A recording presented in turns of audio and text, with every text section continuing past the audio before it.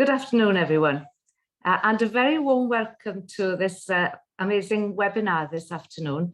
I know some people are having issues joining into this webinar because we are expecting a few more than we've currently got on the call. But we're going to make a start because everybody's busy, and for those of you who know me, I'm particularly keen on starting on time. So I'll start formally and say good afternoon and welcome to this webinar on Stop Modern Slavery. We expect to have over 70 attendees on this webinar, and it's wonderful to see the interest from our members in this campaign. My name is Anne Jones, for those of you that don't know me, and I'm the NFWI chair. I'll be introducing the session this afternoon, and will briefly provide some context to the WI's work on modern slavery and why we're holding this event this afternoon. Firstly, though, I'd like to start with some introductions, and I'm delighted to be joined by Nikki Amos, NFWI Chair of Public Affairs Committee, and Nikki will be chairing discussions today and leading the whole webinar session, and we wish her well. And she will also introduce you to our excellent panel of speakers shortly. And on the call already are Will Robinson and Ellie Russell. A warm welcome to you both. I'd also like to introduce our General Secretary, Melissa Green, who is also on the call.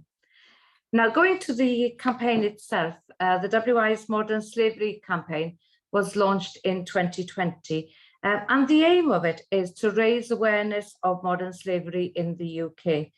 It calls for better support for survivors, as well as more effective action to eradicate the problem. And as do all our campaigns, this campaign stemmed from a resolution submitted by a WI group who were concerned that modern slavery is too often hidden from public view and that survivors do not receive enough support to rebuild their lives. In July 2021, a campaign toolkit for WI members was published. This outlines the scale of the problem and offers members a way to get involved. And the campaign itself offers an opportunity for every WI member to learn how to spot the signs of modern slavery, learn what to do if they encounter it, and campaign for better support for survivors. As you may know, 18th of October, which is Monday, marks Anti-Slavery Day, which provides an opportunity to raise awareness of human trafficking and modern slavery and encourage government, local authorities, campaigns, charities and individuals to do what they can to address this problem. So we're here today to try and understand the issue better and see how WI members can help survivors. Now, I'm going to hand over to Nikki, who will introduce our brilliant speakers and lead the rest of the session. Nikki. Thank you, Anne. Good afternoon. I'm Nikki Amos, Chair of Public Affairs at the WI. I'm delighted to be here today to chair this webinar, delighted to welcome you all, and like you, are looking forward to hearing from our excellent panel of speakers. Before we start, can I mention a few housekeeping points? The tech we are using today is called Zoom Webinar. This might look a bit different to other Zoom calls you're used to, as you will not see yourself at all, so can only see and hear me, Anne Jones, the chair of WI, and Charles Mann, a member of staff from WI Public Affairs Department. Zoom Webinar is a more stable platform than the normal Zoom, which is why we're using it today. As a reminder, this webinar will be recorded. Staying on the call implies you consent to this, but as we are using Zoom Webinar software, your identity will not be shown as part of the recording. However, after this event, the recording will be available on the WI's member-only platform, MyWI. When we get to the question and answer session, please only bring up things you're comfortable being shared more widely. And maybe, therefore, don't mention anything confidential. Tobias, please could you start the recording? We will have 3 speakers today, each speaking for about 10 minutes each. We will then have a short Q&A session. To keep things moving, can I introduce the 3 speakers now, and then we can move quickly from one speaker to the next. We will begin by hearing our first speaker, Will Robinson. Will is community fundraiser at Unseen, a UK charity that provides safe houses and support in the community for survivors of trafficking and modern slavery. Unseen also runs the UK Modern Slavery and Exploitation Helpline and works with individuals, communities, businesses, governments, other charities and statutory agencies with the aim of stamping out slavery for good. Will give us an overview of modern slavery and trafficking in the UK, the work that Unseen delivers, and also how WI members can get involved. We will then hear from Ellie Russell, Advocacy Manager at Hope for Justice. Hope for Justice works with victims of human trafficking and helps to bring an end to modern slavery by preventing exploitation, rescuing victims, restoring lives, and reforming society. Ellie will be discussing some of the advocacy work that Hope for Justice undertakes. At 1:30, we will be joined by Dame Sarah Thornton, who will be discussing her role as the Independent Anti-Slavery Commission and her work at a national level. By the time you've heard from our 3 speakers, I know you will have questions for them, and we have allowed 15 minutes for questions and answers. If you want to ask a question during the Q&A, please type your name and question in the Q&A box. The Q&A button can be found at the bottom of your Zoom screen, next to the green button asking you to share your screen. Make sure you include your name and your WI. I will then read out your question. There is no chat box for this webinar, but if you have any technical problems, please email the Public Affairs team who will be monitoring their inboxes. Without further ado, let's get started. I would like to hand over to Will Robinson to talk to us about the work of Unseen. Thank you, Will. Thank you so much, Nikki, and thank you, Anne and Nikki, for a great introduction there. It's really great to be here, and I'm so happy to be speaking to you all. As Nikki said, my name is Will Robinson, and I'm community fundraiser at Unseen UK. That means that I have the privilege of working with so many different community groups, including yourselves, but we also work with churches, Rotary groups, universities, schools, all sorts. And yeah, it's really exciting to be here today. So I'm just going to share my screen now because I have a presentation to share with you. So I hope that you can all see that now. Fantastic, I'm getting thumbs up there, that's really great to see. There we go, wonderful. So an introduction to Unseen and modern slavery, and like Nikki mentioned at the start, I'm going to give a very brief overview of modern slavery and human trafficking taking place within the UK and the work that Unseen does to try and stop that. There is a lot to talk about. I will try and fit it into 10 minutes, but I'll be as brief as I can whilst also going into detail. So without further ado, it's great to think first of all about what actually is modern slavery. And I'm sure you all have a good idea of what modern slavery and human trafficking are from the work that you've been doing in your campaign. The official definition that we use at Unseen is that slavery is the commodification of people for the purpose of exploitation and financial gain.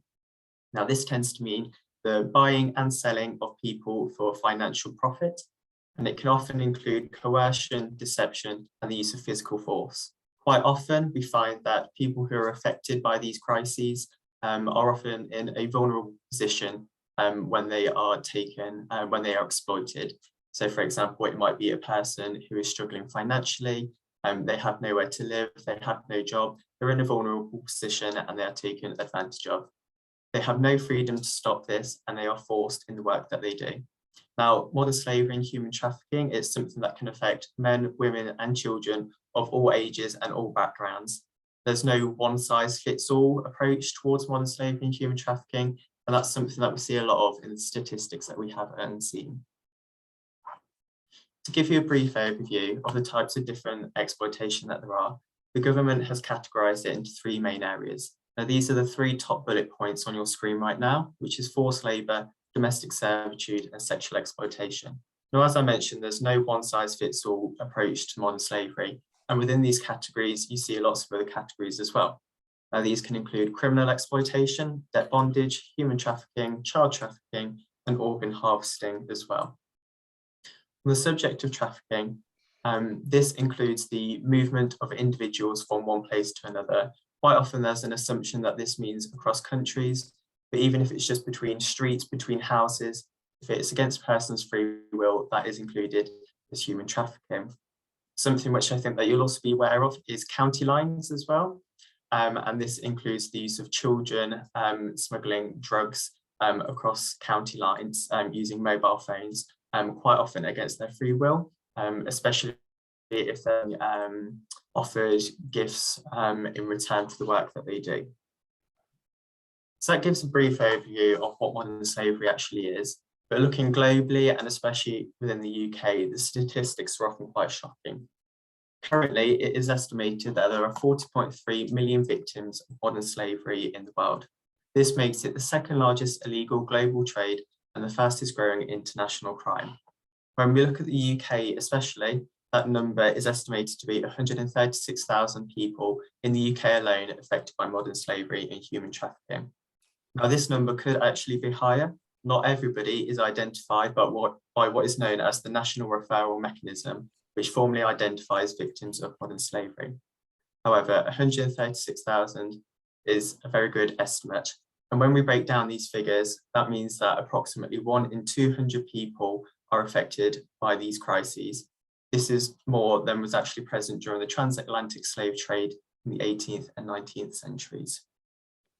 When we look at the numbers regarding these crises as well, it's estimated that $150 billion worth of annual profits are made each year through modern slavery and human trafficking. Now, this is quite often because a person can be used, can be trafficked, can be exploited more than once. It's not just a one-case issue, it can happen repetitively. When we think about it as well, modern slavery often seems to be an issue quite far removed from ourselves. I think a lot of people have the assumption that this is a thing from the past. It's a thing that doesn't happen in Britain today. It's a thing far removed from us. Actually, like the statistics show here, we are actually a huge part of the problem. When we look at some of the nationalities affected by modern slavery, UK nationals are actually in the top 5 nationalities that are affected by modern slavery. And so we come on to Unseen and our vision. Now, our main mission is to create a world without slavery. And to do this, we break it down into 3 main areas. We support survivors, we are equip the stakeholders, and we also influence systemic change. Now, I'm going to go through each of these individually, but I am going to do it in reverse order, which will hopefully make sense by the end of this presentation. So, number 3, influence and systemic change. Now, Unseen works on what we call a micro to macro approach. We look at the individual, but we also look at the larger picture as well and see how we might be able to stop this from occurring in the future. One thing that we do is help to influence legislation under this topic. So, for example, the Modern Slavery Act in 2015 was brought about as a result of some of the work that Unseen did. Now, this act helped bring all legislation under one primary act. It helped bring better protection to victims and also created an independent anti-slavery commissioner who we'll be hearing from later as well. On point number 2, equipping stakeholders. This means that we are equipping our ambassadors, our supporters, with knowledge about modern slavery and human trafficking. Within this, as yourselves will have done, it's all about recognising the signs of modern slavery, spotting those signs, and what to do if you think that you've spotted those signs as well. Every year, we manage to talk to 1,500 members of frontline staff, and this includes community groups like yourselves, it includes businesses, and it includes authorities like the police or border force as well.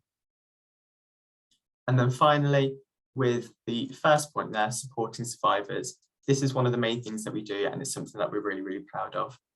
So through supporting survivors, we have 2 safe houses located in Bristol, a men's one and a women's one as well. Now, when somebody is removed from the vulnerable situation that they're being exploited in, we always try to get them into one of our safe houses. And it's from here that people are able to gain medical care, well-being, care if that's necessary, pastoral care. We help to get them set up, ready for life outside the safe house as well. We do this through the introduction of life skill classes, such as cooking or gardening. And we also help in getting their documentation set up again for them as well. Quite often when people are exploited in these positions, for example, in construction sites or nail bars or car washes, they'll have their identification taken off them. That might be a passport, for example. And then once they are removed from these situations, they still don't have a passport. So we actually help to get these kind of set up again. We help with legislation, documentation, bank accounts, anything that might be needed. It's then the role of our outreach team to actually help to get these survivors set up and ready for life outside, back into society again. We always make sure that everybody who's in our safe house is always comfortable and happy in leaving once they are ready to do so as well. We'd never make anyone leave until they are ready. So that's just one part. And the second part is also our modern slavery and exploitation helpline. This is something which we are especially proud of, and it's almost a bit of our unique selling point when it comes to Unseen. We're actually really fortunate in that this year is our 5th anniversary of running the helpline, and we were celebrating that on the Sunday just gone on the 10th of October. And here's to 5 more years of that. But the Modern Slavery and Exploitation Helpline, for those that don't know, it's a free confidential service which runs 24/7, 365 days of the year. It's a helpline that people are able to call up no matter what situation that they're in. If they are a victim who's trapped in a vulnerable situation, they're able to call up and ask us for help. We have translation services available in over 200 languages, making it a really accessible lifeline for a whole lot of people. It's also available to members of the general public as well. If people think that they might have spotted the signs of modern slavery, if they're unsure what to do next, if they would like more information, then they're also able to call this helpline and we're able to advise them in what to do next. Just some statistics for you now, just to show how useful and how vital this tool actually is for Unseen. Since it started in 2016, the helpline has managed to indicate over 20,000 potential victims of modern slavery. It's also really useful in identifying trends of modern slavery as well, which we can then pass on to the authorities so that they know where to focus their efforts. For example, throughout 2020, we saw a 25% increase in calls relating to sexual exploitation. And we also saw in the same year, a 42% increase in calls relating to criminal exploitation. Now, this is quite often linked back to COVID-19 and the lockdowns that we experienced. Because of COVID and the lockdowns, it meant that many more people were unable to get access to the resource that they needed, whether that was speaking to other people, whether that was getting access to a phone as well, which is why we think that we've seen these increases. But it's through getting these calls and noticing what's been happening that we're able to identify these trends. One more statistic for you is that in 2020, 10,613 individuals were referred to the National Referral Mechanism, which I referred to earlier in this presentation. This is an increase in approximately 6,000 since our helpline was first started in 2016. So it really shows that this is a vital resource that people are using and that we are managing to help people with. So that gives you a brief overview there of modern slavery in the UK and also the work that Unseen has done. Now, the ways that the WI can get involved are relating back to things that I've been mentioning throughout this presentation. So it might be spotting the signs, which it sounds like you already have a good indication of. But this might be something like looking at the way that a person is dressed. If they're not dressed suitably for the work that they're doing, it might be their appearance, it might be the time that they're moving about. If there was a large group of people moving about at late times of night, that might be something suspicious that you might get more information from by calling the helpline. We also love our community groups to raise awareness and to get involved with our campaigns as well. And thank you so much for doing a wonderful job in raising awareness like this now, and also for running your campaign through your first resolution as well. It really is appreciated by so many, and hopefully it's having a wonderful impact as well. We also run many campaigns. For example, we have a campaign currently to celebrate the 5th anniversary of the Modern Slavery and Exploitation Helpline. This is called Be a Helpline Hero, and it encourages everyone to get involved with a series of activities based upon the helpline number. So you can see it on the screen there, 08000 121 700. In this campaign, we encourage members to get involved in a physical activity using the number 8000. That might be taking 8,000 steps, walking 8,000 meters, scoring 8,000 goals, however ambitious you might want to be. When it comes to one-to-one, we are encouraging people to raise awareness through one-to-one conversations with other people. This is learning more about modern slavery and human trafficking, and also encouraging conversations which might be deemed quite difficult for people as well. And then finally, 700. We're encouraging groups to get together and see if they're able to raise £700 for the helpline. The helpline itself actually doesn't get any government funding at all, and we rely entirely on the generosity of our supporters and people like yourselves. Other ways that you can get involved might be to sign up to our newsletter or to download the Unseen app if you have a smartphone. And that brings me to the end of the presentation for now. Thank you so much for letting me talk to you. I hope that you all enjoyed it and found it interesting. I'm more than happy to take any questions at the end of everyone talking, but thank you so much, everybody. Thank you, Will. That was most interesting, and I know there will be lots of questions waiting in the Q&A when we get to that section. So could I please call on Ellie now to talk to us about Hope for Justice? Thank you. Yeah, of course, my pleasure. And again, echo Will's thanks for inviting me here today. So I'm going to attempt to share my screen with you all as well. Can you guys see that? Brill, thank you. Yeah, so as Nikki mentioned earlier, my name is Ellie and I am the UK Advocacy Manager at Hope for Justice, which basically means I have the brilliant job of overseeing our independent modern slavery advocates in the UK, and they're amazing, and they provide complex legal and support advocacy to survivors of modern slavery in the UK. So that's what I'll be focusing the majority of my time to inform you about today. But just before we do that, I thought I'd give you a quick intro to Hope for Justice. It might be the first time you've ever heard of us as an organisation. We're an international organisation. We were actually founded in the UK in 2008, but we currently work across 32 locations across 5 different continents.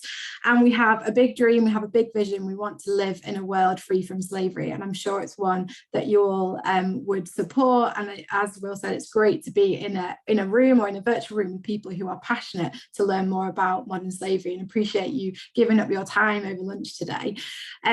So how are we going to achieve that vision? Well, we have a 4-fold approach to combating slavery. We want to focus on preventing exploitation. We want to focus on identifying victims, restoring lives and reforming society. So while our work programmatically will differ internationally to respond to different needs, all of our programs are trying to we'll focus on those areas: prevent, rescue, restore and reform. So I'll talk to you a bit about our work in the UK then. So first of all, our prevention strand is part of that is around training and education, making people aware of what modern slavery is, especially at risk groups who might be more prone to being sort of taken into exploitation is crucial. So we have trainers as part of Hope for Justice who will want to equip frontline professionals with both knowledge, skills and tools to identify and spot the signs of modern slavery and know how to respond effectively. So we deliver training to police, government, local authorities, healthcare professionals, charities, businesses, and of course the general public. And what we've seen is actually 75% of the referrals that come through to Hope for Justice have come from organisations or individuals that have been trained to spot the signs. So it really shows that education is not only a strong tool in prevention, but also in the identification and remediation for those who are in exploitation. As you know, modern slavery is a global issue, but it is also a local one. And we see community engagement at the very heart of the work that we do. So our UK programme currently hosts 3 community engagement hubs.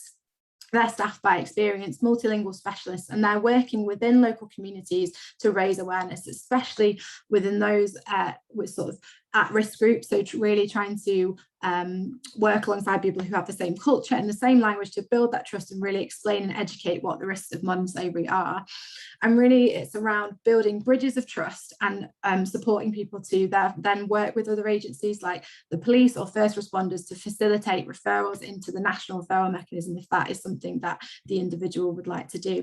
And I think there is a need for NGOs often in this space, especially where potential victims have a real mistrust of authorities, and that might be through their traffickers instilling that mistrust within them, or it also might be that they've come from a country of origin where actually there is a lot of corruption within sort of police and things like that. So initially our role can be sometimes just building that trust, helping someone understand the processes and how we can help them engage with authorities and leave exploitation if that is what they would like to do.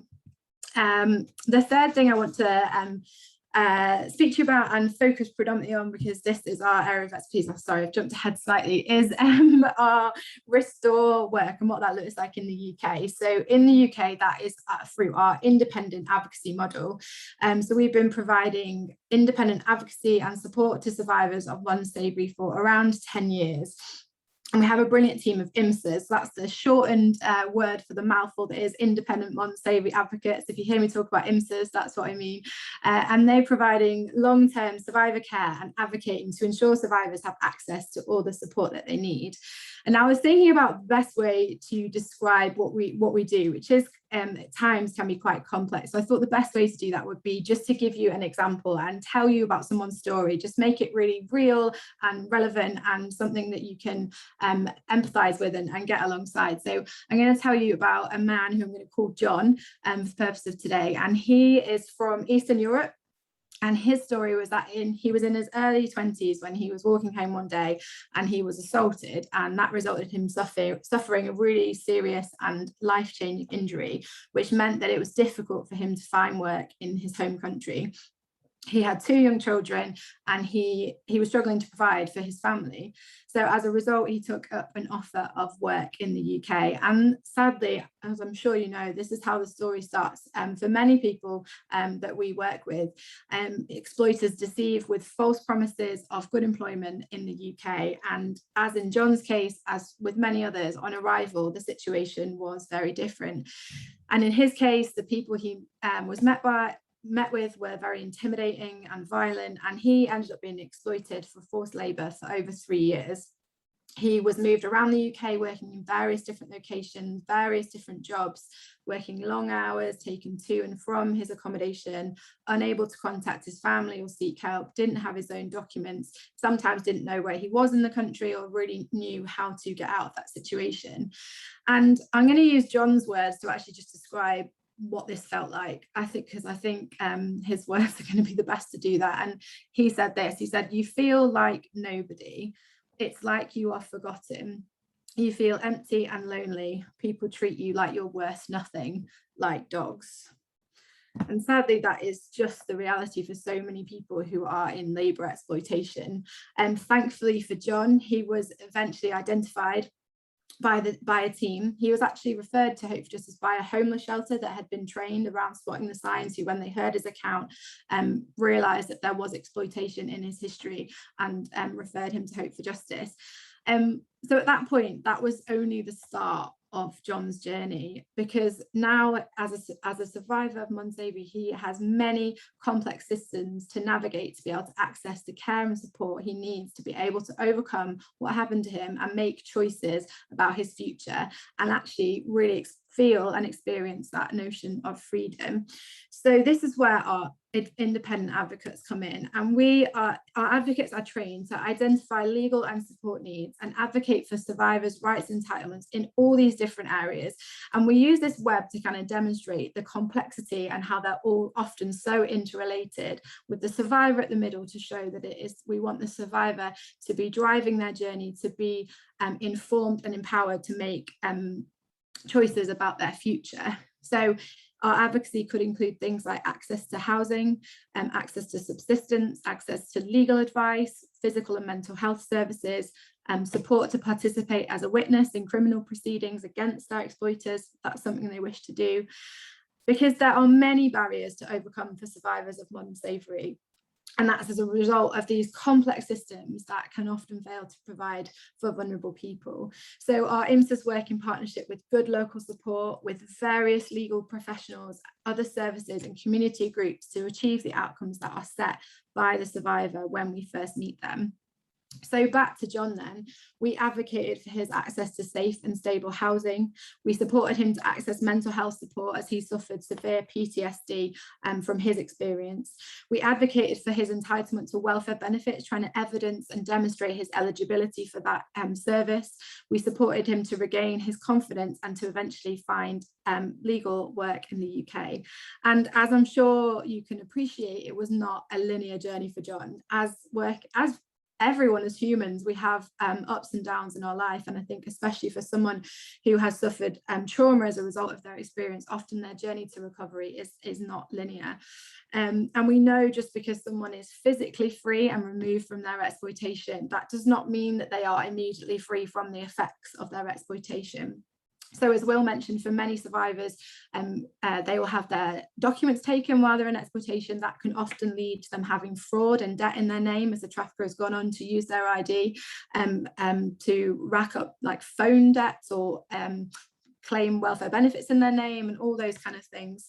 Additionally, survivors may have criminal offences in their name if they've been compelled to commit offence as part of their exploitation. This is something we see quite a lot in terms of cannabis cultivation, or in relation to sexual exploitation, where someone may have been groomed and sort of moved up the process, where they end up sort of involved in sort of management of a brothel.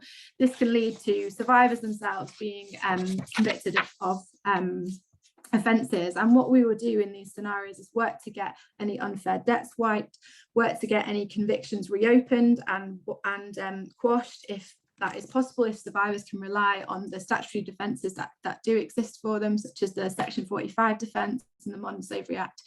And really it's about working to make sure that survivors are not left with the negative ramifications of their exploitation. And ultimately, our team is about working to increase resilience, reduce risk, and also increase that engagement with the criminal justice process. I'll just quickly mention a case, you might have seen it in the news a few years ago and recently, earlier this year, called Operation Fort. And I can promote a panorama documentary called The Hunt for Britain's Slave Gangs, if anyone's interested to know a little bit more. Hope for Justice had some involvement with this case, and one of the things we're most proud of is that we involved a number of survivors through the process and to actually give evidence in court against their perpetrators. And what we see is that when people are safe, secure and empowered to make choices, empowered to be part of the criminal justice process, then that is a way that we're going to see increased perpetrator accountability and increased prosecutions for these cases. I'm conscious of time, so I'm going to end shortly, but the only final thing to remember, I just wanted to mention, is the reform work that we do in the UK. And really similar to what Will mentioned, is if we're serious about ending modern slavery in the UK, we have to have a micro and a macro approach. And for Hope for Justice, that really is about feeding all our on the ground experiences into policy work, into structural reform, to really see systems change so that they best serve victims and they best help bring perpetrators to justice. But thank you for my time. I hope you found it interesting, and again, more than happy to answer any questions at the end. Ellie, thank you very much. And to all our speakers today, the downside of a webinar, of course, is you don't hear any applause. You know, even normally on a Zoom, you would have people applauding. So I'll applaud, and you'll have to just pretend that everybody else is applauding too. Thank you very much. That was really a fascinating talk. And as I said at the beginning, we're not taking questions and answers now. We're going to wait for all our speakers and then take them at the end. So without further ado, could I please introduce Dame Sarah Thornton, the Independent Anti-Slavery Commission, who's going to talk to us about her job and put this issue in a national perspective. Thank you very much, Dame Sarah.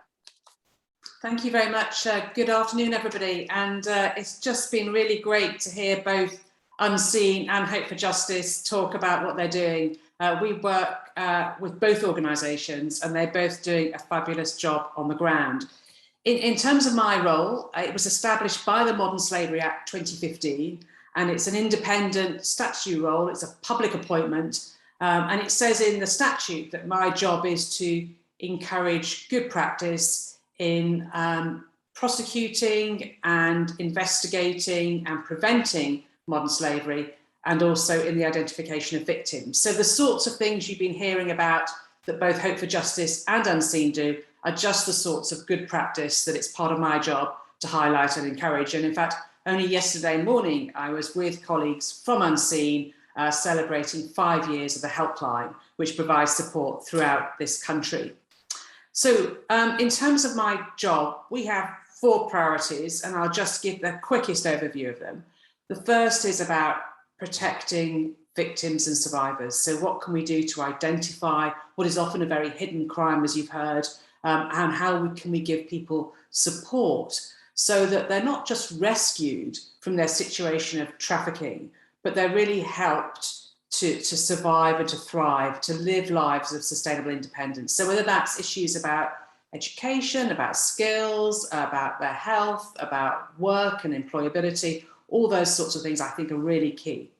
Second area is really key that we prosecute more traffickers. The problem is this is really an economic crime and people make a lot of money from it, and they see the rewards as high and the risks as low.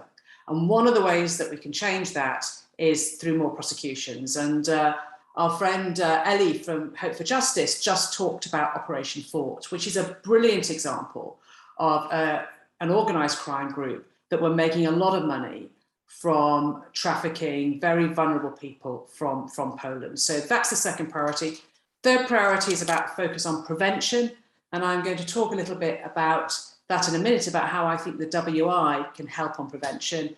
And lastly, we're very engaged in supporting research and innovation, particularly the use of technology to help eradicate slavery. So to that point I made about prevention, you know, like any crime, you have to have a motivated offender, a vulnerable victim, but also there has to be the environment, the opportunity for that offence, that crime to take place. And that's why it's really important to think about prevention. How can we reduce those opportunities? And one of the key areas is thinking about the way business operates, not just in this country, but in the whole of the world and the whole of the globe. The International Labour Organization estimated back in 2016 that there was 16 million people worldwide in forced labour in the private sector, and that means in business. And in fact, those figures are going to be republished next year. And my strong suspicion is that number will have increased because of the pandemic. So there is a lot of people in forced labour in these very long global supply chains. And of course, we've got the perfect storm because everybody wants cheap product. And then there are vulnerable people across the globe, often migrant workers, who end up being exploited to manufacture these cheap products that we all are tempted to buy. So that sense in which the global economy, the way the whole global financial system works, you know, from the exploitation of people in fields and factories across the globe to the sorts of things that we buy in the high street. And what I wanted to do was just give kind of 3 takeaways to your members today, and just try and think about what they can do. And the first one is that the sorts of organisations that we've been hearing from, and there are lots across the country who provide support, it's always welcome if people want to volunteer to help support survivors. So that's one kind of practical thing. If people have got time And I know lots of people who do that and find it hugely rewarding, can find it pretty harrowing and difficult as well, because you're meeting and supporting people who very often had the level of trauma in their lives that you and I just can't envisage. So that's number one. If you have got some time, that would be a great thing to do. The second thing is to think about getting involved in campaigns, and certainly Ellie mentioned some of the campaigns that Hope for Justice are involved in. One of the kind of current issues at the moment is there is some legislation going through Parliament, the Nationality and Borders Bill, which quite a few organisations think will make it really a lot harder to identify victims. And that's because the proposal is that people who have come to this country as migrants will be given a limited opportunity to tell about their trafficking experience. And those of us who know a bit about the trauma that victims suffer, we know that their recollection is piecemeal. They don't remember everything that's happened to them at the same time. They will need to build trust and confidence in whoever's listening to them before they're able to disclose their terrible experiences. So that's one aspect of that bill at the moment that people are concerned about. And it's the sort of thing, if you're concerned about it, email your member of parliament, that's always fantastic. A similar argument is about the regulation of business. Businesses, big businesses in the UK have to write a modern slavery statement every year. But there are a lot of people who think they should have to do a lot more. So again, you know, there are campaigns about what more should business be doing, and that might be something you'd want to get involved with. Emailing your member of parliament, just raising concerns, advocating and retweeting on social media, for example. So that's a kind of second thought. You know, if you're the campaigning sort, there are definitely modern slavery campaigns to get involved in. But the last point I was going to make, and it's just, this one is for all of us, and it's linked to that point I made about the global economy. And it's just thinking about how much all of us can do about being informed consumers, and just thinking about if something is very cheap, if the price appears too good to be true, that might just be because it's based on the exploitation of a fellow human being. So whether that's thinking about being very cautious about businesses such as hand car washes, whether it's about being cautious about nail bars, or whether it's just thinking about when we're buying something, you know, just asking a few questions about, well, where has this come from? How long is that supply chain? How traceable is it? How much do we know about where it came from? And how transparent is that process? And I think the more all of us ask those questions of the companies we buy products from the shops, and just kind of raise those issues, we'll begin to put pressure on businesses to be quite clear that in everything a business either sells as a service or a product, that they should have absolute zero tolerance for forced labour in their supply chains, because we know if you don't have that zero tolerance, we will end up moving goods across the world that have been made by people who've been forced to work, who are not working voluntarily, who are forced to work excessive overtime, excessive hours for minimal pay, and who very often are subject to physical threats and intimidation. So I think none of us would want to be involved in that. It's very difficult to know what's on the end of the supply chain, but the more we can just raise these issues, I think the more we will do to support what I think are probably the most vulnerable and marginalised people on the globe. Thank you.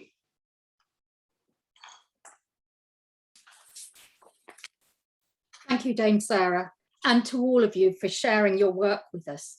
And now we're going to move on to the questions and answers. And Dame Sarah, I didn't ask you at the beginning, are you comfortable answering questions? I did ask Will and Ellie, but Sure. Thank you. And just to remind you, at the bottom of your Zoom screen, just to the right of the share screen, which should be in green, there's a Q&A box. So please put your question in that box, but with your name and with your WI. Thank you very much. I'll give you a couple of minutes. Let me see, I've got questions already. The first one is for Will, I think. You mentioned there's been an increase in calls to the helpline around sexual exploitation. How can we minimise this and ensure survivors aren't missed while the pandemic is ongoing? Thank you for that question. Yes, it was an increase in both sexual exploitation and criminal exploitation that I mentioned. In the past year, it's been an increase of 25% and 42% respectively there.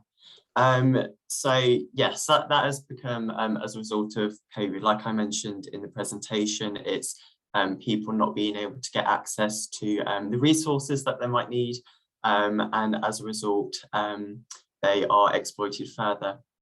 So I'd say it comes back to something else that I touched on, and it is all about kind of spotting those signs. Once you spot the signs of slavery, you know, especially ones related to sexual exploitation, so that might be, again, kind of people moving about at, you know, strange times of the day. So typically during the night, it might be groups of women, for example, moving into a building late at night. Maybe they're not dressed properly. You know, they don't look kind of looked after, for example. And once you spot the signs like that, that's when you might want to, for example, get in contact with the Modern Slavery and Exploitation Helpline. Once you get through to the helpline, you get put through to a helpline advisor, you do. And the helpline advisor can then get that information passed on to the relevant authorities. And they will open a case study, get as much information as they can, and yeah, get that passed on to the relevant authorities who can then act on it as they see possible. So I'd say that's the thing. It's a difficult situation, but I'd say that's kind of the best advice that I would say can be offered. And I hope that answered your question. Was that everything in it? I think there are a few parts to the question there. I think so. I'm just rereading the question. No, I think that answers everything. Thank you, Will. And Fantastic. Could I come on to Dame Sarah next? You spoke about the Nationality and Borders Bill, and the questioner asks, the Nationality and Borders Bill currently going through Parliament, how can we ensure Part 4 of the bill doesn't put survivors at further risk? Thank you. So one of the things I would definitely suggest you do is to email your Member of Parliament about this. I have both given evidence to the committee, the Bill Committee on this, and I wrote to the Home Secretary, and that's on our website. I have got 2 or 3 major concerns, and the sorts of things that I suggest you should be raising are, firstly, this idea of a traffic information notice, which will be given to migrants, and they'll be asked within a certain period of time to tell about their slavery and trafficking. And that's my point, that everything we know about trauma means that people are just not able to kind of give that explanation to order in the way that's required by the legislation. So a real concern that might make the identification of victims much harder. That's clauses, I think, 46 and 47. Clause 51 is the one probably I'm the most concerned about, because it's suggesting that after a victim has been identified, if there are what they call public order grounds, then that victim doesn't have to be given support, support to live and to recover. Now, you might argue whether that's a good thing or a bad thing. I'm arguing from a very practical point of view, the sorts of cases that Ellie was talking about, a lot of those victims and witnesses will have criminal records. And if we say they can't be supported because they've got criminal records, which is in effect what it's doing, if they're not supported, it's highly unlikely they're going to give evidence in a Crown Court. And therefore, we are really undermining our ability to prosecute traffickers, which I think would be a huge mistake. And the third issue is just a general issue about not just Part 4, but the rest of the bill, means that there will be a group of migrants in the UK who will be more vulnerable, that will have no recourse to public funds, and they will be desperate. And we just know when we have that sort of vulnerable population, they are very vulnerable to traffickers, and they will take work which is very exploitative because it's the only opportunity for them. So it's the way in which it increases vulnerability. So 3 issues: it'll make finding victims harder, make prosecuting traffickers harder, and generally runs the risk of creating more vulnerability to slavery and trafficking. We've got stuff on our website. There's quite a few organisations that are campaigning. The most important thing to do is to email your MP, because that's what's going to make a difference, because it's going through Parliament. Thank you very much, Dame Sarah. I've got a lot of questions in the chat, and I rather suspect we won't have time, because I know people are in their lunch hour, to get to all of them. So I hope you don't mind. I'm picking questions that we haven't addressed or put a different point of view. I hope you understand. I've got a question about the Archers storyline, which I thought was an interesting angle. I'll read the question. The recent storyline in the Archers has highlighted modern slavery in the building trade. The follow-up episodes are looking into the rehabilitation of one young lad who had been exploited. Has this storyline had a direct impact to your organisations? It was certainly something that was a complete shock to me. And I thought that was interesting. This is from a WI member. Would anybody like to answer that? Ellie, you haven't answered. Sure, absolutely. So interesting. I've never actually listened to the Archers before now, but we were actually involved as an organisation in the sort of consulting on this storyline. It was something that the Archers reached out to Hope for Justice to. I think what they were really passionate about was making sure that the story was as lifelike as possible, because what is really important when we talk about modern slavery is that we don't sort of over dramatize it or I guess report on it in a way that is ultimately unhelpful and not educational. So I think it's been really great to have seen that partnership work and been able to kind of input and to like what is what is realistic and try to give some examples based on sort of case studies and experiences that we've had. So I think the response has been really good in terms of how that's benefited our organisation. I know it's meant that it's generated a lot of inquiries to the organisation, people ringing, wanting to find out more about modern slavery, wanting to give financially, wanting to know how they can help, how they might be able to volunteer. So I think it's been great just to get to raise awareness on such a national scale through a radio programme like the Archers, which we know is so popular. So yeah, I think it has a positive impact, definitely. Oh, that's interesting. I mean, I thought it was a really good storyline because you weren't actually certain until quite a long way into the story where this was going to go and who was the victim and who was the perpetrator. And I think that was very well done. So well done if it was your organisation that advised, because I thought it was clever. I've got a question as well. I don't know who would like to answer this. Do councils have a statutory responsibility around this issue? I think that's an interesting question. So there's one area, well, two areas where local councils have a statutory role. One is, I think it's section 52 of the Modern Slavery Act, where local authority staff are first responders under the Act. And what that means is that they have a statutory responsibility. If they identify somebody who they think is a potential victim of modern slavery, they need to report it to the Home Office. So they have that responsibility under section 52. The other area where they have statutory responsibility is with regard to child victims. Although adult victims are supported through the Home Office victim care contract, the responsibility of providing support for child victims rests with local authorities, whether they're UK based or whether they're migrant children. So there might be more, but those are two areas that I know from my work they have statutory responsibility. Thank you very much indeed. Do either Will or Ellie want to come back on that? The only other thing to add is Dame Sarah's absolutely right in what she's outlined there. The only additional areas that I'm aware of is also thinking in relation to the fact that well, survivors of modern slavery are provided for through the NRM and through the government contract, but they can often also be vulnerable adults. So there are other statutory duties, for example, under the Care Act or under homelessness provision, where local authorities may have the duties to support these adult survivors of modern slavery. So that is something that we are often advocating for and promoting when we are working with a survivor who's coming to the end of their time within a safe house, is making sure of is the local authority going to provide accommodation? Do they have the duty to do so? Does this person have care care and support needs that would entitle them to additional services that come from the local authority. So it's that interrelation of other statutory frameworks that might not be specifically designed for modern slavery survivors, but actually survivors may fall under because of their needs or their circumstances as well. Thank you very much, Ellie. And I think because of time, which is a huge shame, because actually there's some interesting questions which we're not going to get to. I'm sorry about that. The final question is, Dame Sarah suggested that we become informed consumers. Is the price of a product the only way to recognise the exploitation in the supply chain? Thank you.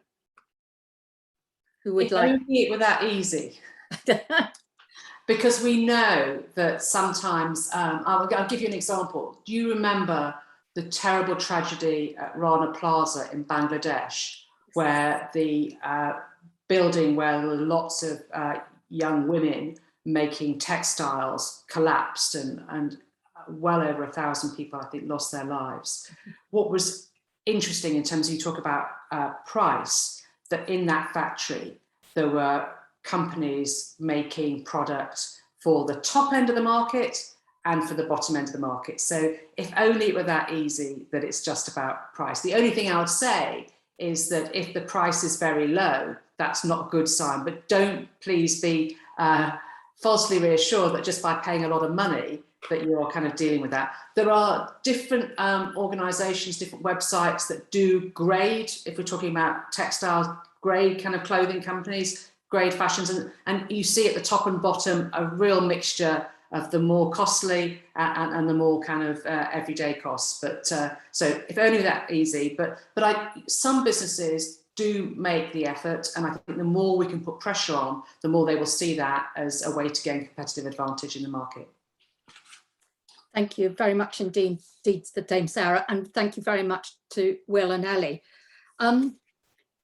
In 2017, my WI Federation was invited to attend a modern slavery conference in Poole in Dorset, and I was sent as the representative. I went to the conference expecting the speakers, of which one was Dame Sarah's predecessor, Kevin Highland, to talk about things that happened overseas, you know, elsewhere, a long way away. I know my county very well, and I knew that it was 2017, not 1817. And there was certainly no slavery in my county. And sometimes events are pivotal. They not only change your views, but they shock you to the core. That conference shocked me to the core, because as we all now know, slavery is everywhere. Traffickers and victims can look just like you and me. So I could just thank you, but I actually wanted to say to our three speakers today, what I wanted to say to our three speakers today is that speaking at any event can, let's be honest, be quite a pain. But please don't think that your words ever go unheard or unnoticed, or that the efforts that you have put into not just our WI event today, but any speaking event you do are falling on deaf ears. That 2017 event changed my views and attitudes, and is one of the reasons why I'm standing here today. I know you too will have changed the views and attitudes of our audience today. Our audience will go back to their WIs, back to their families and friends, and like I did in 2017, pass on your message. So thank you all for your time today, and thank you sincerely from the WI for everything you do. Thank you. Thank you, Nikki. I'd you. like to add thank you to all of the speakers.